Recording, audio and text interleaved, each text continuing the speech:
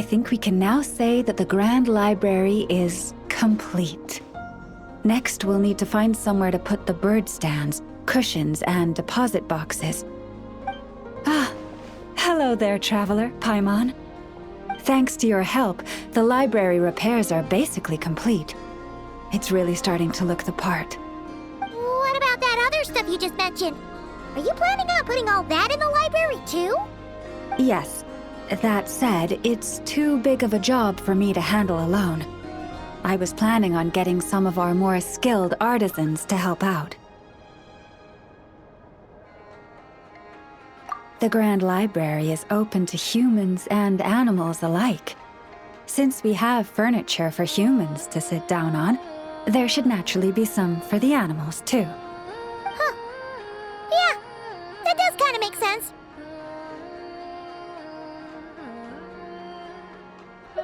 Those are the ones I used to use when the little animals came to talk to me about their struggles. I'd originally planned to make some new ones, but some of the animals are nostalgic for the older items, so we brought them along too. Wait, animals tell you their struggles? Like a therapy session? Kinda sounds like a nice bathhouse for animals. This is one of my duties as Moon Chanter. I would not call it hard work. And it's true. All living things have a need to feel heard. I have always encouraged everyone to come to me without reservation, whatever troubles they may be facing. Hiding your thoughts deep in your heart will not solve anything. In fact, it often makes the problem worse. Oh, well, I've never looked at the numbers, but my sense is that the animals consult me more often.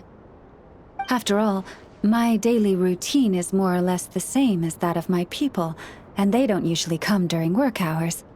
It's only when I have free time that I get the occasional human visitor. Animals, on the other hand, lead very different routines from us. Sheik badgers tend to visit in the early morning hours, while ibises often drop by after sunrise. Finches come in flocks during the afternoon, chirping and chattering away. The rhyme-horned deer visit at dusk, mostly alone, though sometimes with one or two friends. And once night has fallen, I get the odd weasel thief burrowing into my home. Oh, but that leaves you with no time to yourself at all. It truly is.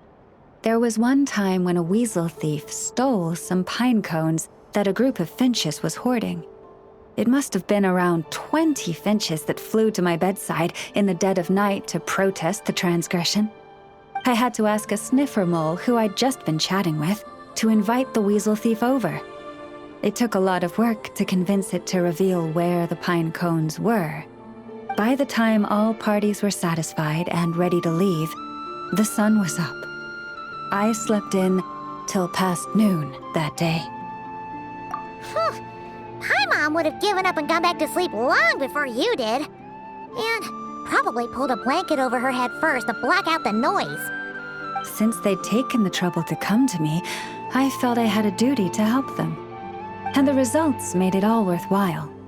After getting everything off their chests, the finches went back to happily hopping around, and the weasel thief went off in search of new, exciting treasure. But humans are less forthcoming than animals. Too often, they hide their true feelings in the deepest corners of their hearts. Even those who come to me for guidance, I feel as if they tell me only part of the story, leaving out what truly burdens their soul. Perhaps they are unwilling to say it out loud, to face the real issues head on. Human society often encourages people to hide their true selves. It is not dissimilar to the way that some butterflies hide away in a withered leaf and camouflage their wings to match their environment. Social interactions between humans can be complex and difficult. Everyone has their way of coping, and I don't judge them for it. Nonetheless, suppressing one's true feelings, can easily lead to melancholy and depression. Deep-seated issues like that are difficult to resolve, no matter what advice I give. So I had an idea. I thought, what if I could find a way to bring complicated human minds and straightforward animal ones together? Maybe by spending some time around each other, both could experience a new perspective. It was with that in mind that I renovated the Grand Library and turned it into what it is today. Spacious and well-ventilated, and open to humans and animals to come and go as they please. Except maybe on rainy days, when they're looking for shelter. But the rest of the time, people can visit whenever they want, to spend time with the animals, browse books, rest, and enjoy the sun.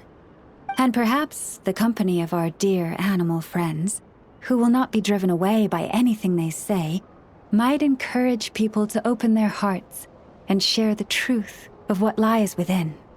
Wow, you really put a lot of thought into this library renovation. Oh, it sounds great to Paimon. Hugging fluffy animals, lounging in a chair all day without a care in the world. Just thinking about it makes Paimon feel all warm and fuzzy.